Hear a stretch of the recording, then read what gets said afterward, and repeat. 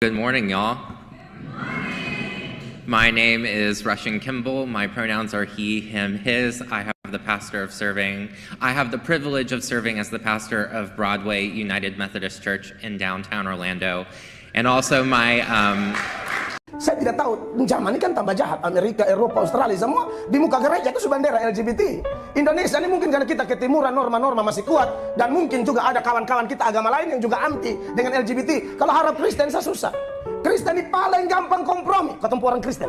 Sorry ya, beta soalnya puji orang Islam gimana-gimana. Tapi orang Islam tuh sulit loh terima LGBT. Tapi kita pun Kristen ini yang mengaku Yesus Tuhan, satu-satunya jalan dan kebenaran dan hidup. Agama lain seperti kawan-kawan kita Islam aja, itu ngotot loh. LGBT mereka perangi banget. Kurang lebih 87% umat Islam di Indonesia itu yang mungkin bikin LGBT susah tembus. Lihat Kristen, bahkan ada pendeta-pendeta yang berdiri kok bilang LGBT itu gift dari mana?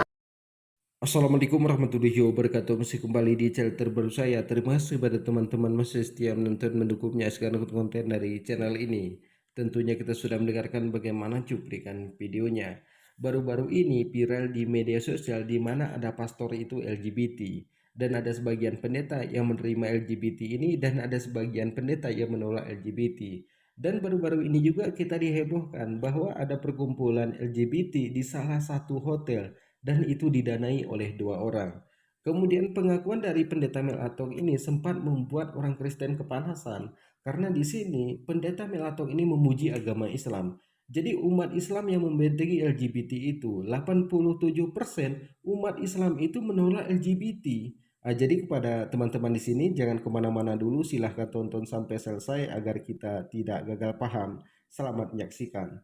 Gereja itu bendera LGBT. Indonesia ini mungkin karena kita ketimuran, norma-norma masih kuat. Dan mungkin juga ada kawan-kawan kita agama lain yang juga anti dengan LGBT. Kalau harap Kristen, saya susah. Kristen ini paling gampang kompromi ketemu orang Kristen. Lihat aja gereja-gereja. Sorry ya, beta soalnya puji orang Islam gimana-gimana. Tapi orang Islam tuh sulit loh terima LGBT. Kalau orang lain, agama lain seperti kawan-kawan kita Islam aja, itu ngotot loh. LGBT mereka perangi banget. Makanya kurang lebih 87% umat Islam di Indonesia itu yang mungkin bikin LGBT susah tembus. Lihat Kristen, bahkan ada pendeta-pendeta yang berdiri kok bilang LGBT itu gift dari mana? Saya lihat kayak LGBT aja ya. Di beberapa negara barat itu kan sudah legal. Kampanye legalitas LGBT dan akhirnya mereka menang. Sehingga legal. Maka boleh tuh menikah sejenis. Dan bagi pendeta yang tidak menikahkan orang yang sejenis ini, pendeta itu bisa dipidana. Karena melanggar hak asasi manusia versi negara-negara barat tersebut. Nah, saya bersyukur di Indonesia nih. Saya pribadi loh. Saya tidak dengar dari orang ini. Saya banyak ngutip orang juga. Tapi ini saya punya pandangan pribadi. Saya bersyukur loh Indonesia mayoritas Islam. Saya tidak bisa bayangkan kalau Indonesia juga mayoritas Kristen. Ya, dipenuhi oleh pendeta-pendeta liberal. Maka saya yakin mereka akan melegalkan juga seperti beberapa pendeta atau gereja di Australia, Amerika, Eropa yang sudah melakukan pemberkatan sejenis dengan alasan HAM dan lain sebagainya. Mereka tidak pernah memikirkan Alkitab. Mereka hanya pikir HAM. Mereka pikir hak asasi manusia bisa menggeser hak Allah. Nah, itu kacau tuh. Makanya bagi saya, ya, dalam hal ini loh ya, dalam hal LGBT, andai kata Indonesia bukan Islam, habis, saya yakin habis. Saya yakin LGBT legal. Banyak banget tuh orang yang mengaku beragama Kristen, tapi jahatnya minta ampun. Baik Pak Pendeta, pertanyaan selanjutnya, saya mau tanya, hukum utama di Alkitab itu adalah cinta kasih. Bagaimana pendapat Pak Pendeta dengan pasangan LGBT yang hidup dengan saling mencintai dari Kosta Malang? Memang hukum utama itu cinta kasih. Tapi cinta kasih yang diajarkan kitab suci itu harus mempunyai objek yang benar. Ya. Di dalam cinta kasih itu ada subjek, ada objek. Saya mengasihi Tuhan. Saya menjadi subjeknya. Tuhan menjadi objek kasih saya dalam tanda petik. Tapi pada saat yang bersamaan, Tuhan juga mengasihi saya. Maka Tuhan itu subjeknya. Saya objek dari cinta Tuhan. Kita juga harus mengasihi. Kasihilah sesamamu manusia. Saya harus mengasihi sama manusia. Berarti saya subjeknya, Tres objeknya, yang lain objeknya. Ya, itu benar ya. Nah, tapi kitab yang ditekankan bukan hanya yang penting ada cinta kasih, tapi objek dari cinta kasih itu siapa? Kita harus mengasihi, kita harus cinta. Ada amin saudara, amin. Jadi kita juga harus cinta iblis. Itu artinya apa? Bukan ada cinta kasih, jadi cinta iblis pun tidak apa-apa. Loh, cinta memang cinta kasih, tapi objeknya nggak boleh iblis dong. Itu namanya objeknya salah. Ya, kita harus hidup dalam cinta kasih. Karena itu kita harus mencintai dunia ini. Begitu. Dunia ini menjadi objek dari cinta kita. Justru itu dikecam oleh firman Tuhan. Lihat 1 Yohanes 2:15. Ya, janganlah kamu mengasihi dunia dan apa yang ada di dalamnya. Jika orang mengasihi dunia, maka kasih akan Bapa tidak ada di dalam orang itu. Janganlah kamu mengasihi dunia.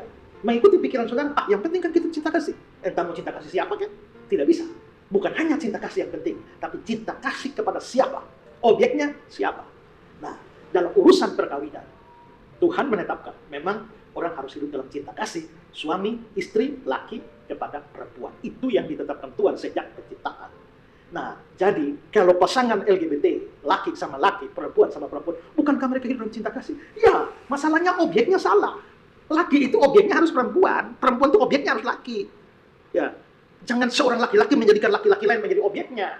Kalau kita bicara cinta secara umum, ya memang kita harus mencintai siapapun, semua orang, termasuk laki-laki dengan laki-laki, perempuan dengan perempuan. Tapi dalam konteks pernikahan, perkawinan, di mana cintanya adalah cinta eros, ya kasih eros, maka tidak bisa. Tidak bisa laki dengan laki, perempuan dengan perempuan. Itu namanya cinta yang menemukan objek yang salah. Kita juga sudah mendengarkan bagaimana pengakuan dari Pendeta Melato, dan kita juga sudah mendengarkan bagaimana penjelasan dari Pendeta Isra Soru. Jadi Pendeta Melato mengatakan bahwa umat Islamlah yang membentengi LGBT ini. Jadi 87% umat Islam itu menolak LGBT, sehingga LGBT itu susah masuk ke negara kita ini. Kemudian Pendeta Melato mengatakan kalau bukan umat Islam mayoritasnya, apa jadinya negeri ini? Nah, jadi di sini Pendeta Isra Soru pun tetap menolak LGBT itu. Karena yang katanya di dalam agamanya cinta kasih itu laki-laki kepada perempuan, bukan laki-laki kepada laki-laki dalam urusan perkawinan. Jadi yang herannya kita, ada sebagian itu mendukung pastor LGBT ini, katanya itu tidak masalah. Memang sempat viral beberapa tahun lalu ya, di mana Paus Fransiskus itu menikahkan sesama jenis di dalam gerejanya. Ini agak aneh ini. Kok menikahkan sesama jenis di dalam gereja? Artinya pimpinan agama mereka itu sudah memperbolehkan LGBT ini, sudah mengesahkan LGBT ini. Jadi di mana Pendeta Melato juga mengatakan bahwa Kristen di Arab itu sangat susah masuk LGBT ke sana. Kenapa? Karena di sana mayoritasnya umat Muslim. Jadi kalau mayoritas umat Muslim, kalau itu bertentangan dengan syariat Islam, itu tetap ditolak. Tapi lihat aja bagaimana kalau Islam itu minoritas, diskotik di mana-mana, pergaulan bebas, LGBT, semua masuk. Jadi kepada teman-teman di sini, terima kasih. Assalamualaikum warahmatullahi wabarakatuh.